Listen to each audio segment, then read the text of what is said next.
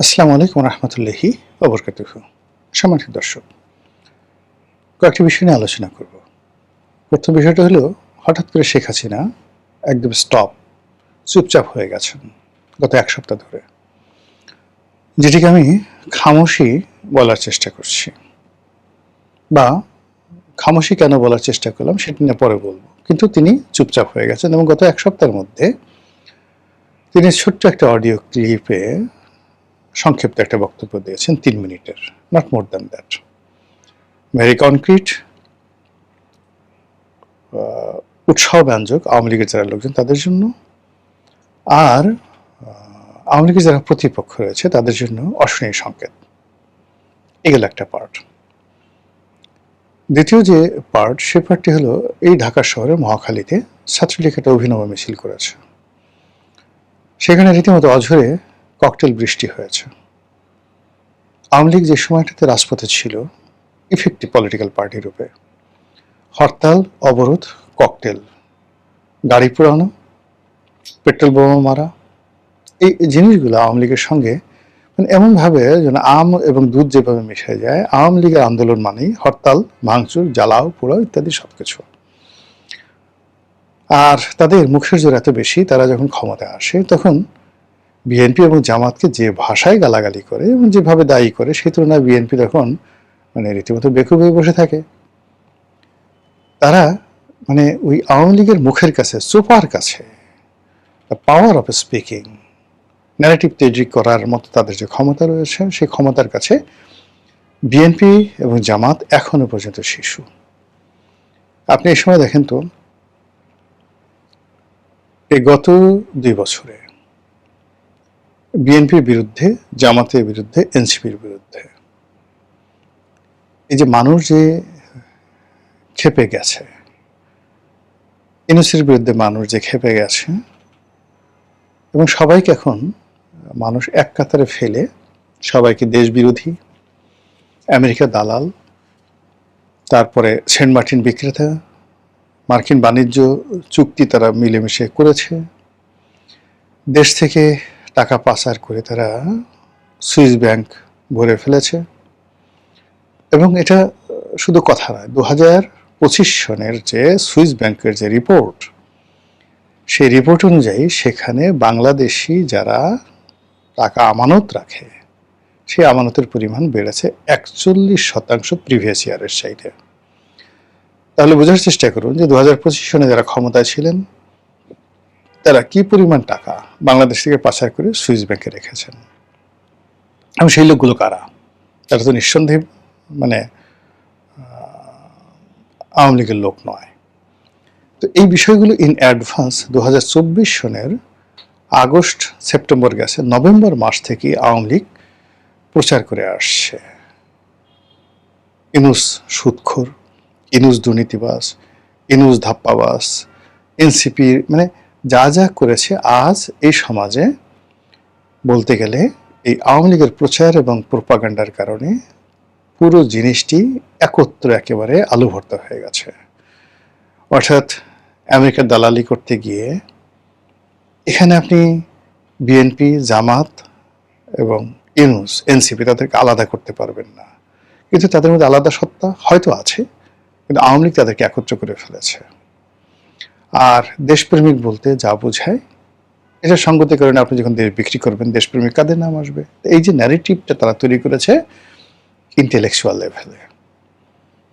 এখন এই ইন্টেলেকচুয়াল লেভেলে দেশে এবং দেশের বাইরে তারা হিন্দুস্তান টাইমসকে ব্যবহার করেছে, আনন্দবাজারকে ব্যবহার করেছে, দ্য হিন্দুকে ব্যবহার করেছে, পাকিস্তানের ডনকে ব্যবহার করেছে, Telegraph, economics, time magazine, new York Times, Washington post, তারপর জার্মানির মানে পত্রিকা, জাপানের পত্রিকা, এরপর লামন্ডে, প্যারিসের পত্রিকা, সব জায়গাতে যুগপৎভাবে, এবং সেই রিপোর্ট আবার ঘুরে ফিরে একটু 19-20 করে অনুবাদ আকারে বাংলাদেশে মানব জমিন প্রকাশ করে, মানব জমিনের পরে অন্যান্য পত্রিকা প্রকাশ করে, সোশ্যাল মিডিয়াতে ভাইরাল হয়ে যায়। এবং সেখানে তারেক রহমান সাহেব, ইনুস সাহেব থেকে শুরু করে যা শেখ হাসিনা বলে যাচ্ছে, জয় বলে যাচ্ছে, ওগুলোকে ম্যাটারালাইজ করে এই প্রচার করে আজ আওয়ামী লীগ এমন একটা পর্যায়ে চলে আসছে যে তাদের নেতাকর্মী তারা মনে করছে এই কালকে আমরা ক্ষমতায় আসবো, আর ক্ষমতায় এসে কাকে ছ্যাঁচা দেব, কাকে গুঁতা দেব, কাকে টাইট দেব। আমাদের যে গ্রাম অঞ্চলে পান ছ্যাঁচার জন্য ছেঁচুনি বলা হয়, শৈশবে যাদের স্মৃতি আছে 70-80 দশকে দাদা দাদিরা ওই পান ছেঁচে খেত, হামান দিস্তা।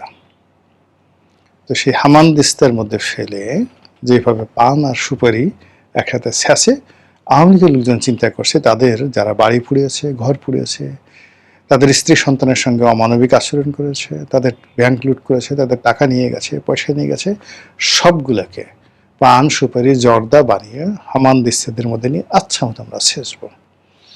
এবং এই যে তারা চিন্তা ভাবনা করছে, চিন্তা ভাবনা করার ফলে তাদের মধ্যে একটা প্রচণ্ড সাহস, এবং সেই সাহস এই রাজধানীতে এসে আশ্রয় পড়েছে। কিভাবে আশ্রয় পড়েছে? যে মহাখালীর মতো ব্যস্ততম জায়গাতে তারা রীতিমতো ককটেল বৃষ্টি করে ঝরিয়ে তারা সেখানে মিছিল করেছে। পুলিশ কি করেছে? 2 জনকে গ্রেপ্তার করতে পেরেছে, কিন্তু বাকি সবাই সেখান থেকে চলে গেছে। কিন্তু আতঙ্ক তো ছড়িয়ে পড়েছে। এখন এটা মহাখালী কেন? ওই যে মহাখালীতে আওয়ামী লীগের যারা প্রতিপক্ষ তারাই সেতু ভবন পুড়িয়েছিল, তারাই মহাখালী বক্ষব্যাধি হাসপাতালের ওই এলাকাটাতে 2-3টে অফিসে আগুন দিয়েছিল। তার মধ্যে স্বাস্থ্য অধিদপ্তর, তারপর যেটাকে বলা হয় ত্রাণ মন্ত্রণালয়ের অধীন যে একটা অফিস আছে, দুর্যোগ এবং পুনর্বাসন অধিদপ্তর, সেখানে সেতু ভবন। তো এর বাইরে উত্তরা থেকে তারা এই জিনিসটা শুরু করেছিল। ফলে আর ওই মহাখালীতে রেলগেটে এসে, মানে আওয়ামী বিরোধী যে মিছিল উত্তরা থেকে এসে ওই রেলগেটে এসে প্রথম তারা বাধাপ্রাপ্ত হয়েছিল হালকা, তারপর ওখান থেকে তারা সর্বশক্তি নিয়ে গণভবনের দিকে এসেছিল। এজন্য ওই মহাখালীর উপর তাদের রাগ। ওই মহাখালীতে তারা কারা কারা এই কাজ করেছে, কি কাজ করেছে, ফলে মহাখালীকে তারা টার্গেট করে তারা এগোচ্ছে। এবং আমাদের রাজনীতিতে মহাখালী কিন্তু অত্যন্ত গুরুত্বপূর্ণ। এই মহাখালীতে বিএনপি কিন্তু বি চৌধুরীকে দাবলানি দিয়েছিল, এবং সেই রেল লাইন দিয়ে বি চৌধুরী, প্রয়াত B Chowdhury, doctor AQM Badruddoza Chowdhury, তার ছেলে মাহিবি চৌধুরী, তারা সেই রেল লাইন দিয়ে, মহাখালী রেল লাইন দিয়ে যেভাবে ভৌ দৌড় দিয়েছিলেন, এটা একটা ইতিহাস।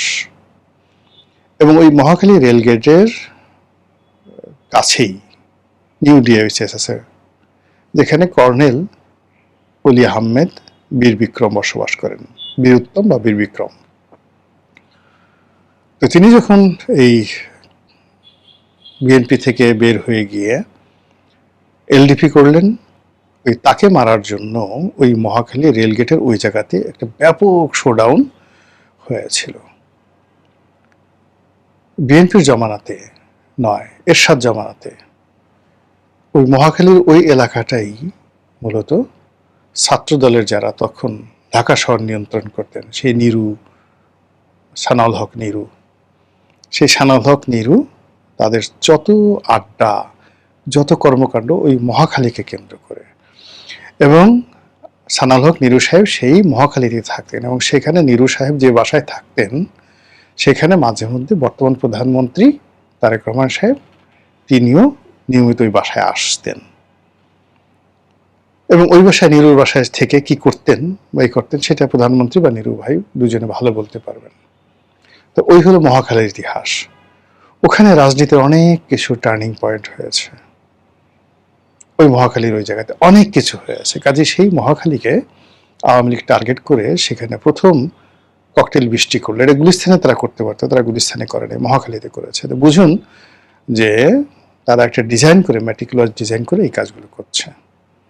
থার্ডলি, হাসনাত আবদুল্লাহ এখন সংসদ সদস্য, এনসিপি নেতা, তিনি সাদিক কায়েমকে নিয়ে ইংল্যান্ডে গেলেন।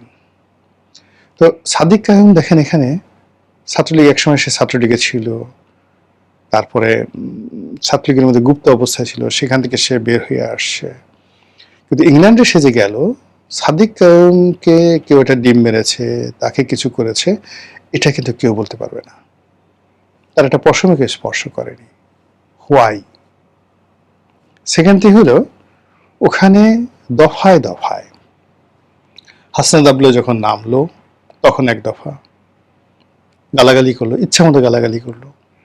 আপনি যতই বীরত্ব দেখান না কেন, রাজনীতি আমরা যারা করি, আমাদেরকে উদ্দেশ্য করে কোনো একটা চোখে মুখে সামনে দাঁড়িয়ে কেউ গালাগালি করে, ওটা ঘুমানো যায় না, ভালো লাগে না। এখন হাসনাত আবদুল্লাহকে হিথ্রো এয়ারপোর্টে গালাগাল করা হয়েছে, সে যতই বড় কথা বলুক না কেন, তার কিছুটা হল তার মন খারাপ হয়েছে। 2 নম্বর হলো যে সে অক্সফোর্ডের যে একটা সংগঠন, যে সংগঠনের মূলত জামাত নিয়ন্ত্রিত একটা সংগঠন, সেখানে অক্সফোর্ড ইউনিভার্সিটির যে হলটি, একটা হল যেখানে বিতর্ক হয়, বিভিন্ন অনুষ্ঠান হয়, সেই হলটি ভাড়া করে সেখানে সেই কাজটি করা হচ্ছে। ঢাকা বিশ্ববিদ্যালয় যেমন ধরেন সিনেট হল, নব মানে একজন এখানে ঢাকা বিশ্ববিদ্যালয়ে যে সিনেট ভবন আছে, সেই সিনেট ভবনে একটা হল আছে, সেটা ইচ্ছা করলে অনেকে ভাড়া নিতে পারেন। ওইরকম একটা হল ভাড়া করে সেখানে মূলত বেশিরভাগই হাতে কয়েকজন সে ইংরেজ ছিল, বাকি সবাই ওখানে ইংল্যান্ডে বসবাসরত জামাত শিবিরে যারা লোকজন, সেখানে সাদিক কায়েম এবং আমাদের হাসনাত আবদুল্লাহ ভাষণ দিলেন।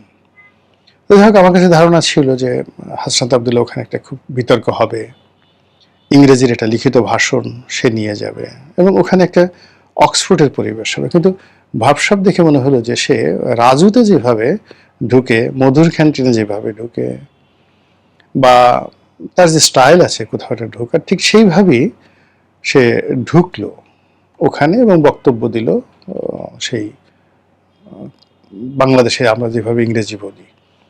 যার বাড়ি চট্টগ্রামে, সে চট্টগ্রামের আঞ্চলিক ভাষা ইংরেজি বলে। তারপর যার বাড়ি কুমিল্লাতে, ঠিক সে কুমিল্লার আঞ্চলিক ভাষা ইংরেজি বলে। বরিশাল যাদের বাড়ি, তারা বরিশালের ভাষা ইংরেজি বলে। তো ওইরকম হাসনাত আবদুল্লাহ যে ইংরেজিতে কথা বললো, সেই ইংরেজি কথা বলার মধ্যে ওইরকম যে একটা তার প্রোনাউন্সিয়েশন, তার মেসেজ, তার বক্তব্য, যেটা লিখিত হলে খুব ভালো হতো, কিন্তু ওরকম আকর্ষণীয় কিছু আমাদের সামনে আসলো না। কিন্তু আসলো যেটা, সেটা হলো ওখানে মানে সে যেন ঢুকতে না পারে, এই জন্য তাকে বাটাম দেওয়ার প্রাণান্ত চেষ্টা করলো সেই আওয়ামী লীগের লোকজন, এবং সেই কাজ মানে ফেরানোর জন্য এনসিপির যারা লোকজন আছে তারা প্রাণান্ত চেষ্টা করলো। কিন্তু যে দৃশ্য আমরা দেখলাম, যে আওয়ামী লীগের লোকদের বাটাম থেকে বাঁচার জন্য হাসনাত আবদুল্লাহ এক দফা দৌড় দিল এবং তাকে ডিম মারার চেষ্টা করলো, ডিম গায়ে লাগলো না, কিন্তু সে আওয়ামী লীগ লোকদেরকে টিটকারি করলো একটা ডিম দেখিয়ে, লাল রঙের একটা ডিম দেখে। ভালো কথা, মনে করলাম যে এখানেই হয়তো তার শেষ হবে। কিন্তু পরবর্তীতে একটা ভিডিও, ওটা কি এআই করা না সত্য না মিথ্যা আমি জানি না, সেটা হলো সে রাস্তাতে হাঁটছিল, ওই অবস্থাতে আবার তাকে আক্রমণ করেছে আওয়ামী লীগের জন্য, এইবার তাকে আচ্ছা মতো ডিম মারা হয়েছে, ঘেটা ঘ্যাট ডিম। এবং সেই ডিমের হাত থেকে বাঁচার জন্য সে কি যে দৌড়, বহু দৌড়। এখন স্পষ্ট তার চেহারা বোঝা যাচ্ছিল না, কিন্তু আওয়ামী লীগের লোকজন বগল বাজাচ্ছে, দিয়েছে আচ্ছা মতো। আর তাকে তো মানে যে গালি দেয় আওয়ামী লীগের লোকজন বা অন্যান্য যারা তার বিরোধী পক্ষ যে গালি দেয়, সেই গালিগুলো দিয়ে পুরো ফেসবুক ফাটিয়ে ফেলছে। এই যে 3টি ঘটনা, এই 3টি ঘটনার নিয়ে আওয়ামী লীগের মধ্যে ভীষণ রকম তোলপাড় চলছে। এবার প্রথম অংশে ফিরে আসি এবং সংক্ষেপে বলে বক্তব্য শেষ করব। শেখ হাসিনা কেন হঠাৎ চুপ হলেন? তাকে কি কেউ হঠাৎ চুপ থাকতে বলেছে? খামোশি, খামোশি অর্থাৎ চুপ হয়ে যাওয়া, এবং তাকে কেউ অনুরোধ করা, ধমক দেওয়া, বলা যে আপনি এই মুহূর্তে একটু চুপ থাকেন, এটাকে বলা হয় খামোশ বা খামোশি। ধমক শুনে চুপ হয়ে যাওয়া। আর যদি আপনি নীরব হয়ে যান, সাইলেন্স, সেই সাইলেন্স হলো মানে অন্য একটা অর্থ। You are gathering, refuelling yourself under meditation. আর হলো যেটা হলো, আর একটা হলো মৌনতা, উদাসীনতা, নীরব হয়ে যাওয়া। কিন্তু শেখ হাসিনার ক্ষেত্রে আমি খামোশি শব্দটা ব্যবহার করলাম এই কারণে যে তার যারা আপনজন আছেন তারা নিঃসন্দেহে বলছেন যে আপা আপনি তো অনেক বলেছেন, অনেক করেছেন, এখন একটু কয়েকদিনের জন্য একটু একটু হালকা চুপ থাকেন, দেখেন আমরা কি করি। আপনার পার্ট, ইউ হ্যাভ ডান এ লট, আপনি আমাদের জন্য অনেক কিছু করেছেন, এখন আমরা কিছু করি, এরপরে আপনি বলেন। এবং তার প্রেক্ষিতে এই যে মহাখালীতে যে ঘটনা ঘটছে, এবং এখন বাংলাদেশে রেড অ্যালার্ট জারি করা হয়েছে, আওয়ামী লীগের যে প্রতিষ্ঠা বার্ষিকী, সেই প্রতিষ্ঠা বার্ষিকীতে যে কোনো অকারেন্স ঘটতে পারে, যে কোনো মানে সহিংসতা ঘটতে পারে, এই জন্য সরকার ভয় পাচ্ছে, সরকার সতর্ক হচ্ছে, এই জন্য সারা দেশে রেড অ্যালার্ট জারি হয়েছে। ইট মিনস আপনি আওয়ামী লীগকে নিষিদ্ধ করেছেন, ছাত্রলীগকে নিষিদ্ধ করেছেন, কিন্তু তাদের আতঙ্ক আপনাকে তাড়া করে ফিরছে। ভূতের চেয়েও বেশি ভয় পাচ্ছেন, সাপের চেয়ে বেশি ভয় পাচ্ছেন, রাক্ষসের চেয়ে বেশি ভয় পাচ্ছেন, খোক্কসের চেয়ে বেশি ভয় পাচ্ছেন। আর এই যে আপনার যে ভয় বা আমাদের যে ভয়, এই ভয়ই আওয়ামী লীগের মধ্যে খুশির নাচন তৈরি করে ফেলেছে।